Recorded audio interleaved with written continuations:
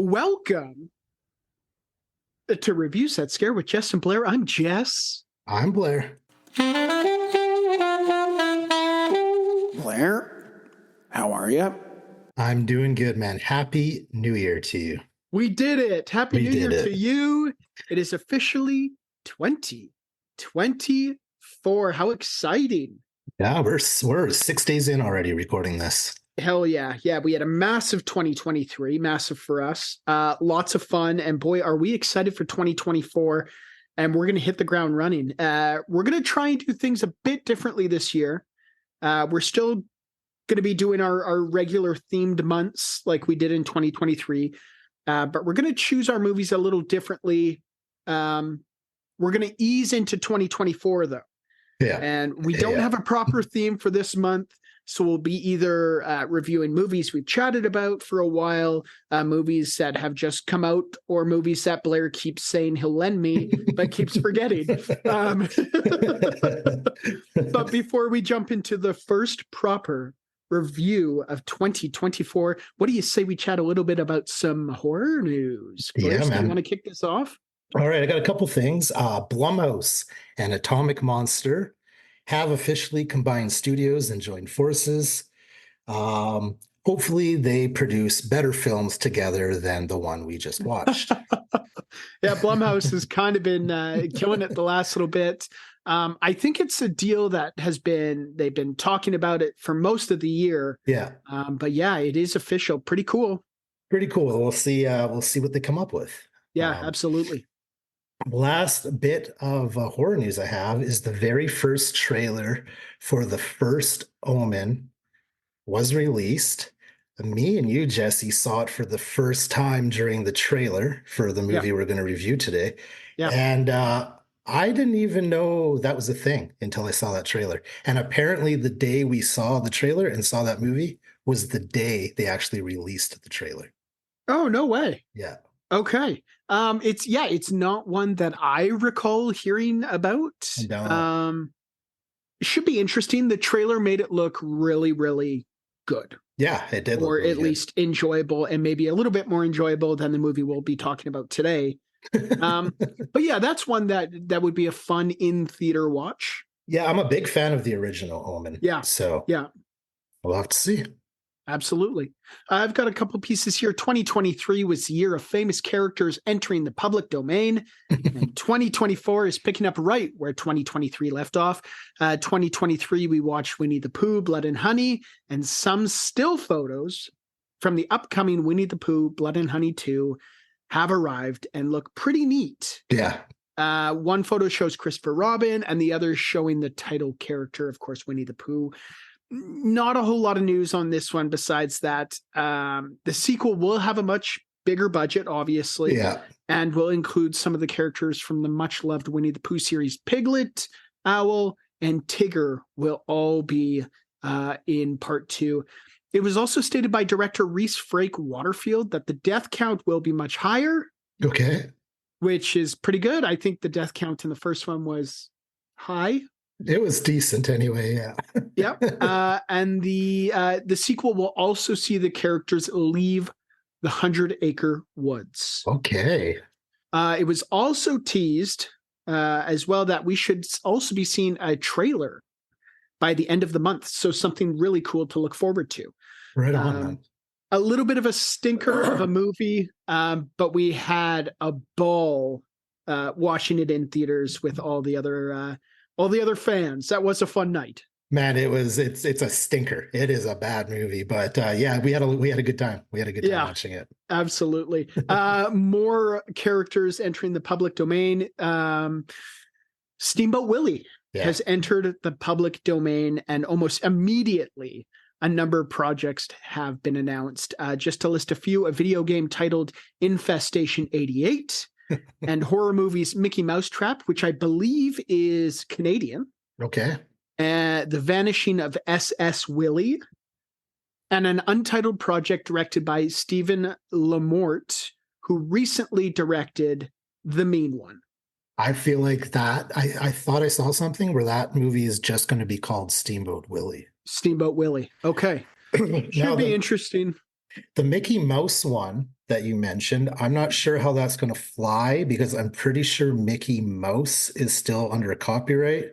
I think it's Steamboat Willie that got public domain. And even though Mickey Mouse is in it, he wasn't named Mickey Mouse yet during that. Yeah, to my understanding, I've seen the movie before, and to my understanding, I believe the boat itself Yeah. is Steamboat Willie. Yeah. And then the character is, I believe, Mickey Mouse. So, like you were saying, not all incarnations of Mickey Mouse are open to the public domain. Right. It right. is just the one featured in Steamboat Willie. 1928's, I believe, Steamboat Willie. Yeah. So it should be interesting. Why not, right? Bring 'em on. We knew it was going to happen. Yeah. And we know that the majority of these will be meh. But Yeah. Well, you said we, you already said they're doing a Bambi as well. they are doing a Bambi created by the same studio doing Winnie the Pooh, Blood and Honey. Yeah. And then finally, I just wanted to go through, obviously, the year end. There's a lot of lists coming out. So I wanted to go through Letterboxd lists of the highest rated horror movies of 2023. Bear with me. Okay. Starting number 10, Huesera, the Bone Woman. Number 9, The Passenger. Okay. Number 8, Birth/Rebirth. Number 7, Vincent Must Die. Okay. Number 6, Scream 6. Yeah.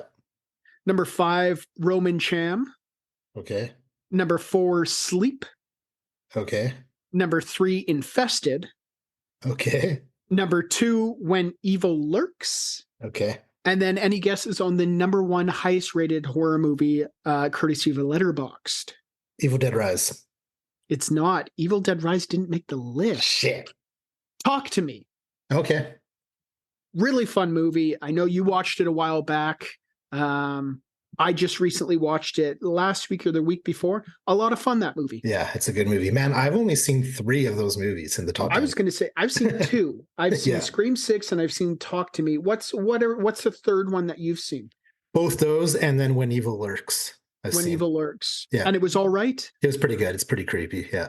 Okay. Really cool list. And I love going through those lists, and it excites me when obviously the majority of the list I have not seen, because it gives me something to watch. Yeah, it's a good list. You're gonna have to send that to me. Actually, well, if it's on Letterboxd, I got Letterboxd. I'll check it out. Absolutely.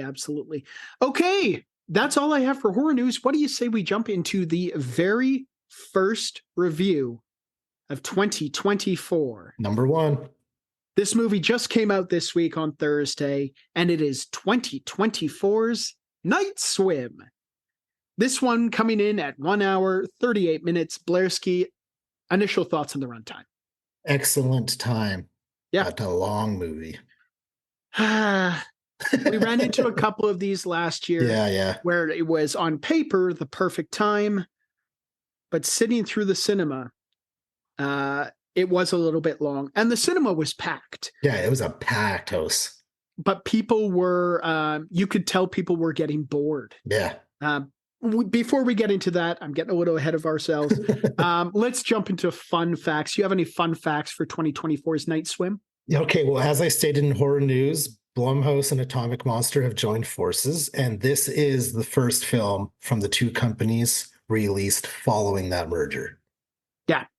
So, not off to a good start. Yeah. Yeah. What else you got? This movie is based off of a short film of the same name, which was released to YouTube in 2014 and went viral, allowing writer and director Bryce McGuire to break into the industry as a screenwriter. So what that tells me, Jesse, is we got to make a short movie. Let's do it. It's something we've talked about. Yeah. It's something that we'll need an awful lot of help doing. Yeah. But it will happen. If anyone out there wants to help Blair and I create our short film, please reach out to us. Yes, please do. Anything else for fun facts? One more. The executive vice president of Atomic Monster saw the short on YouTube and recommended it to James Wan, who watched it and then purchased the rights in order to make this feature film, which is pretty cool. Yeah, you know what? I'm going to bring it up in likes and dislikes, but one thing that I felt this movie could have used was a couple cuts. Mhm. So I'm curious what that 2014 short film is like. Apparently, it's pretty good. That's from what I've heard as read. well. I've Yeah. heard it's not terrible. Yeah. Yeah, my one fun fact was that it was based off of that 2014 short film. This one is also Bryce McGuire's feature film debut. Yes. Yeah. It's Yeah, kind of so- cool that he made the short film and then was brought back to direct this one. Absolutely. Really, really cool. Let's talk about the fine people who made this film happen. Obviously, directed by Bryce McGuire, also directed the 2014 short film Night Swim and the 2023 short film Every House is Haunted. This one written by Bryce McGuire, also wrote 2023's Baghead, 2019's Pig, 2015's Surf Noir, and 2016's Soon You Will Be Gone, just to name a few. Okay. Also written by Rod Blackhurst, who I believe he directed the 2014 short film. But Okay. he has quite a few bigger credits here. He wrote the story for 2023's Blood for Dust and directed both the 2016's Netflix documentary Amanda Knox and the 2021 miniseries John Wayne Gacy Devil in Disguise, Okay. Right on. which is really, really cool. This one starring Wyatt Russell as Ray Waller, also starred in the 2022 miniseries Under the Banner of Heaven, 2017's Goon Last of the Enforcers, and in 9 episodes of the TV series Monarch Legacy of Monsters. He was also, and you had mentioned this in theaters, he looks like a hockey player. Yeah. And he was indeed. He was a professional hockey player. He was a No goalie. shit. No shit. Okay. Played a little bit in your home province, actually, Okay. and a little bit overseas as well. And he is also the son of Hollywood royalty. His mother is Goldie Hawn, and No his shit. father is Kurt Russell. No shit. Absolutely. I could see Kurt Russell in him. 100%. Now that you say that, 100%. yeah. Yeah. This one also starring Carrie Condon as I can't even remember the pronunciation of her name. Evie Waller. I think it's Evie. Okay. Also starred in 2022's The Banshees of Inisherin, which is a great movie. She was nominated for an Oscar for Best Performance by an Actress in a Supporting Role for that film. She was also in 18 episodes of the hit TV show Better Call Saul as the voice of Friday in the Marvel Universe, 22 episodes of the HBO series Rome, and in 2017's 3 Billboards Outside Ebbing, Missouri, which is, again, a great movie. Amelia Hoferly as Izzy Waller also starred in 2023's The Hunger Games, The Ballad of Songbirds and Snakes. I believe that is the most recent It is, yeah. The Hunger Games movies. Yes. And then finally starring Gavin Warren as Elliot Waller, also starred in 5 episodes of Fear the Walking Dead and in 2021's 12 Mighty Orphans. Synopsis for 2024's Night Swim, courtesy of our dear friends at IMDb. A woman swimming in her pool at night is terrorized by an evil spirit. Bad synopsis. Ooh. That is That's a lazy horrible. synopsis. Yeah, that's horrible. I would say, sure, a woman is terrorized by an evil spirit, Yep. and so are her daughter and her son and her husband, Yeah. and she is maybe the least terrorized by the evil spirits. We'll get into that in likes and dislikes. Before we do that, Blairski, Yes, sir. let's jump into kill counts. Kill count.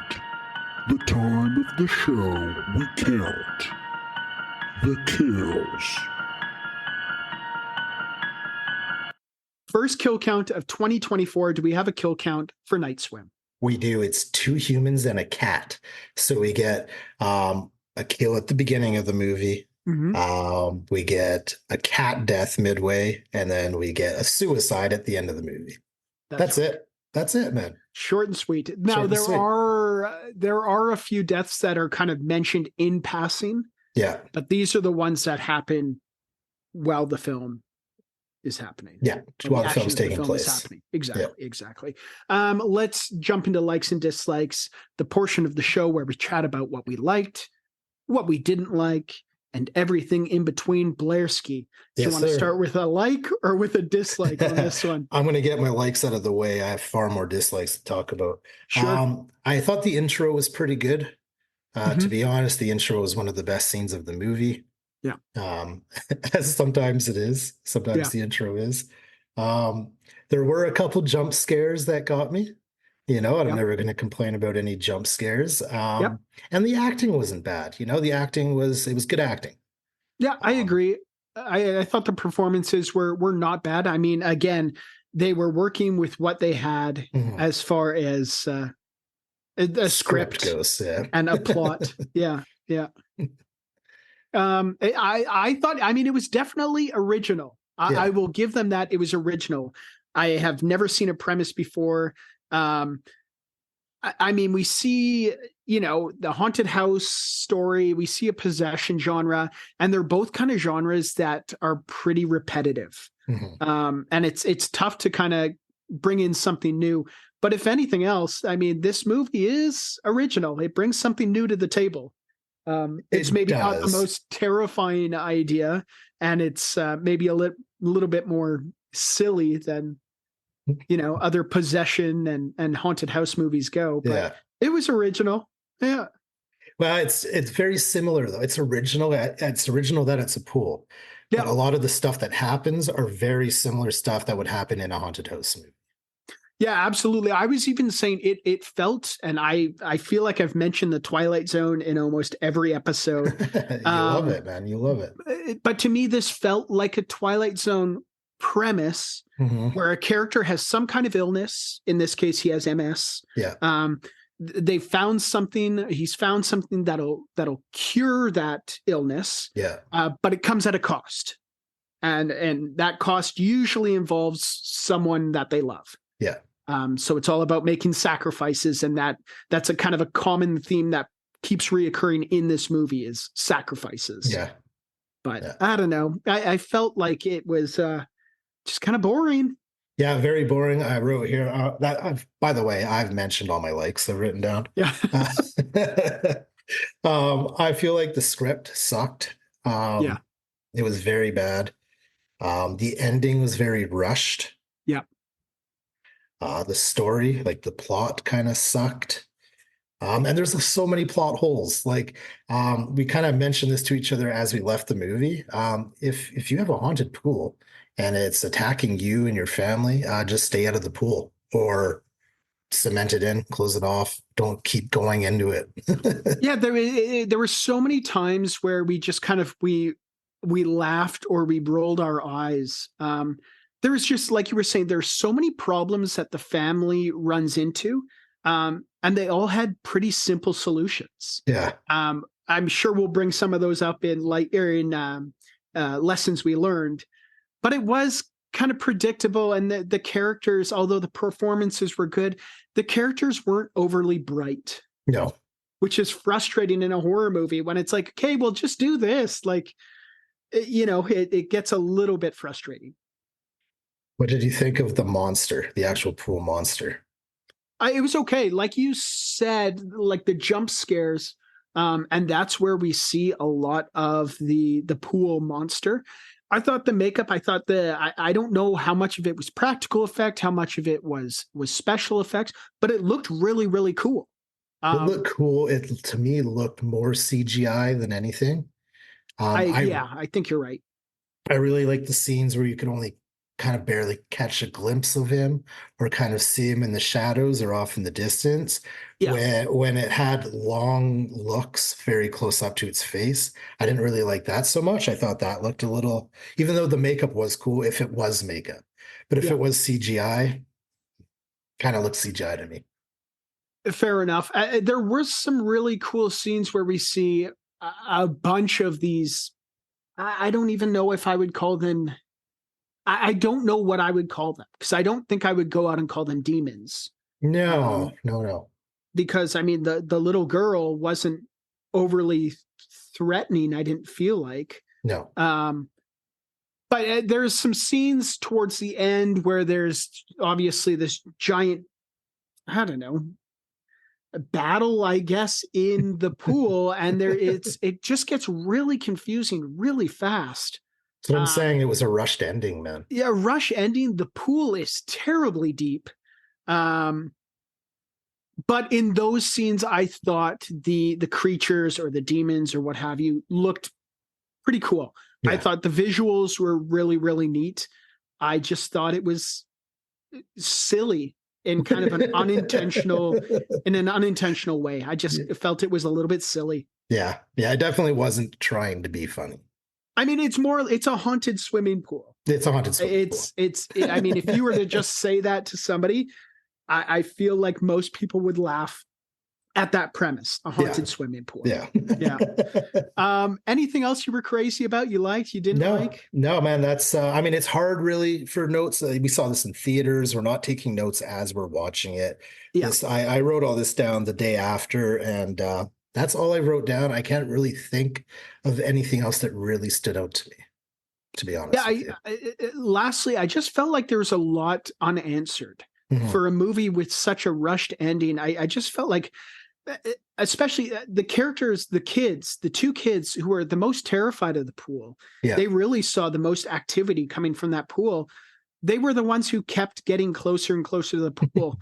And it was never really mentioned that they were being like drawn to the pool in any way. No. It's not like they were being possessed to keep going back to the pool.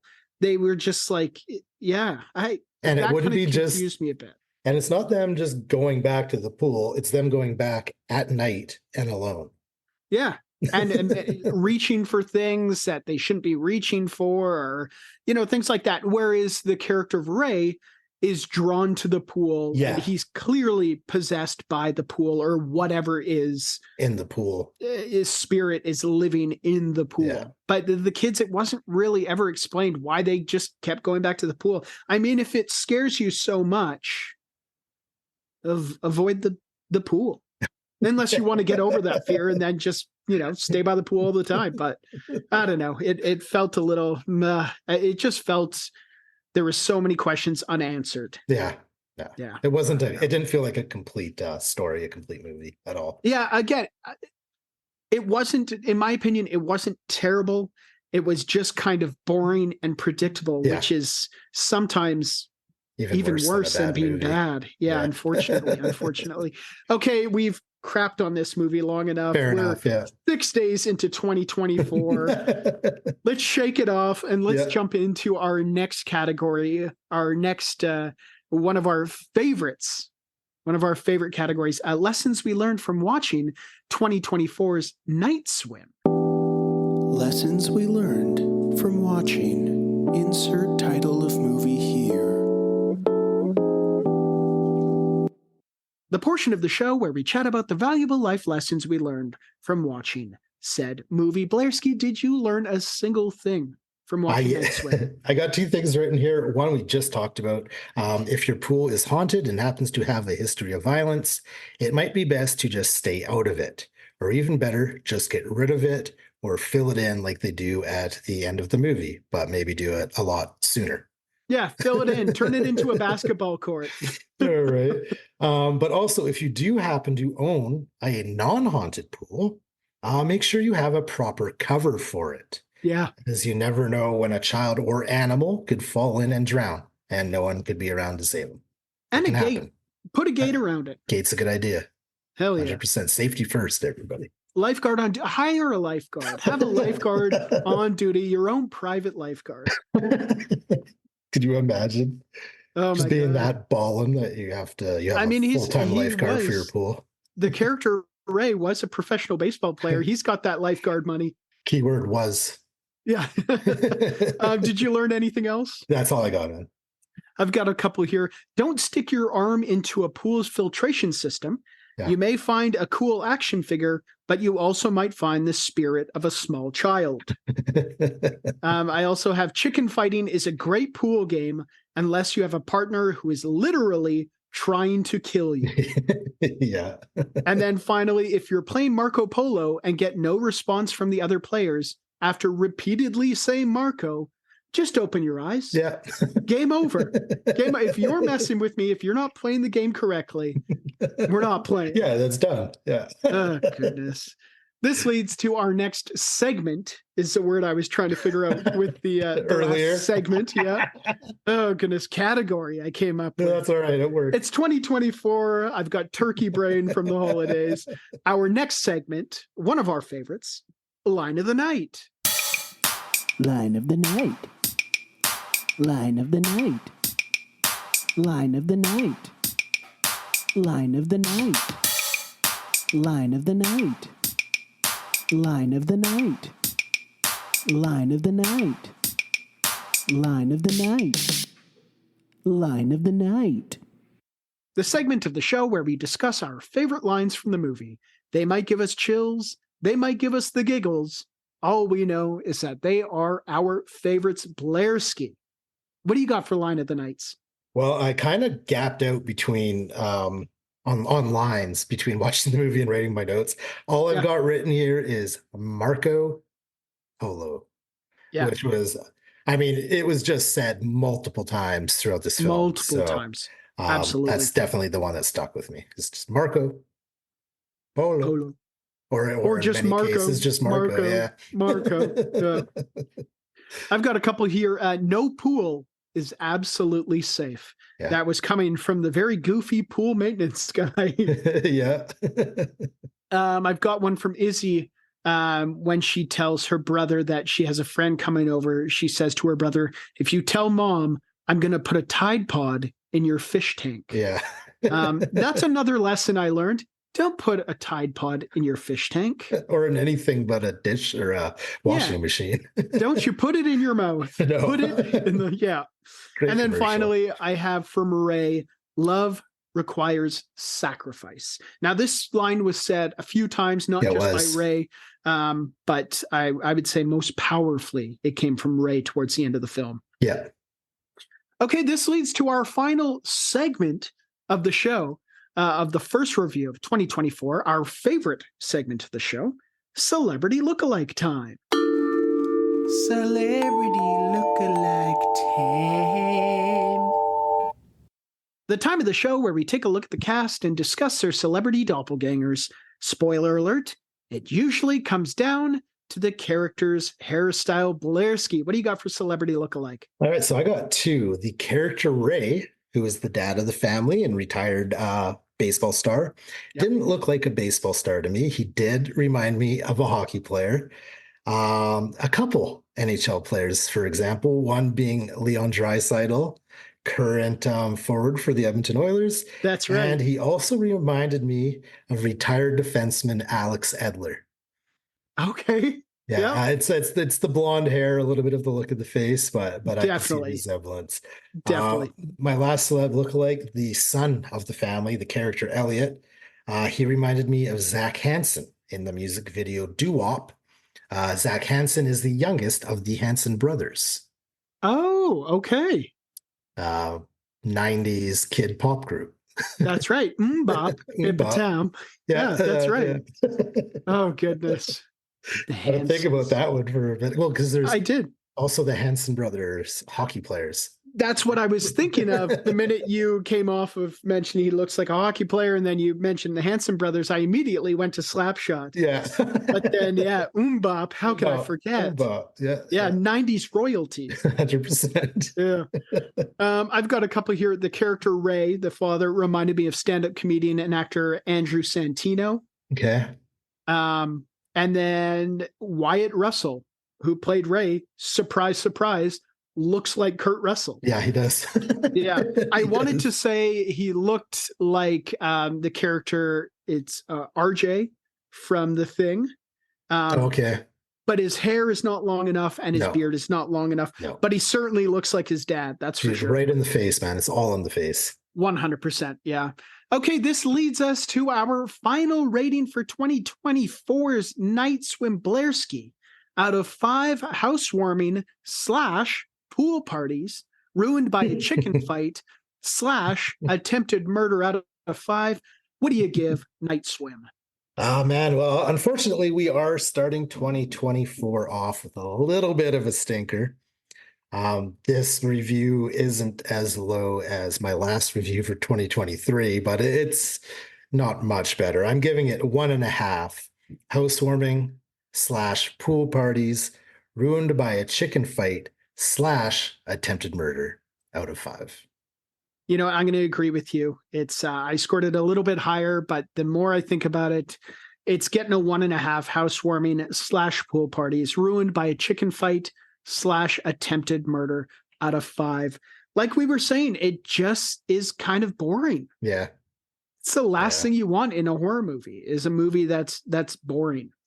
Yeah. I mean, definitely check it out, but maybe wait till it's out on demand or something like that. Yeah, go to Cheap Tuesday and go and see Or it. Cheap Tuesday, You sure. Go Cheap Tuesday, yeah. Folks, stay out of the deep end. Yeah. For the love of God. And don't eat Tide Pods. That's right. Yeah, keep them out of fish tanks. This was fun. What a way to start 2024. Yes, sir. I'm excited for the rest of the month, for the rest of the year. It's only up from here. We got a lot planned, man. It's going to be a fun one. It's going to be a jam-packed year, and I cannot wait. But until then, this has been Reviews That Scare with Jess and Blair. I'm Jess. I'm Blair. Remember to stay scary. And eat every sandwich. Bye. Bye. Thank you for listening to Reviews That Scare. Make sure you check out our Linktree at linktree/Reviews That Scare. That's linktr.ee/Reviews That Scare, which has links to our Instagram, YouTube, Patreon, Twitch, and many other things. If you'd like to email us, you can reach us at reviewsthatscare@gmail.com. Thanks for listening, and remember to stay scary and eat every sandwich. A proud member of Pod Nation TV.